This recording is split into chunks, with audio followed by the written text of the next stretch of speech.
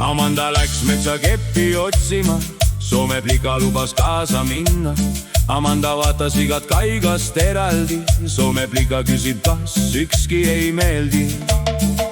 Kuusepuust keppi teha ei saa, võid vaigu asjaga kokku saada. Parem otsi midagi muud, kui saad tekase puust. Aga Soome plita lubas kilekotiga tuua, kui muidu ei saa, kasutage luuda. Mis Amanda teeb keppiga, kevadel lubadi ju tuua keppid talvel. Talvel Amanda ju suusad ja keppid vaja, kevadel pole nendega midagi teha. Kas Amandal ja Soome plikal on tuju minna teha suusaliigutusi kuju?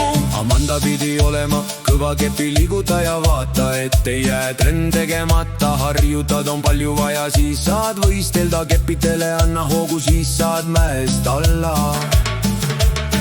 Kepivõistluses oli Amanda esikohal, keppe liigutas Amanda hoopis koha peal. Ei, nii küll edasi liikuda ei saanud, kas suusad ja kepid olid määritud.